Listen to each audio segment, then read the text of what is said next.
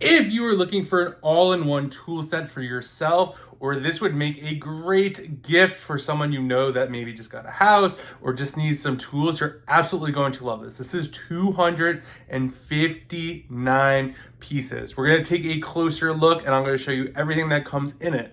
All right, so this is where it is. What I like about this right off the bat, it comes in a case, really nice. This is a hard case, easy to snap shut. And then when you open it, and we have a nice little handle over here, which is great. So then when we open it, everything is organized perfectly. This has everything you could possibly need. So right off the bat here, we got some screws, we got some anchors, we got little screwdrivers up here. We got a nice little hacksaw over here. We got a box cutter over here. We got pliers, tape measures, scissors, more screwdrivers, adjustable screwdriver head, some scissors. We got some zip ties down here, wire cutters. We have all the different nuts over here that you could really possibly need.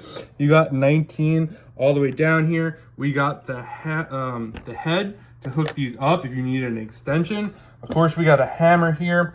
We got the adjustable wrench. We got a pair of pliers. Really like the grip on these. We got the Allen wrenches. We got a level.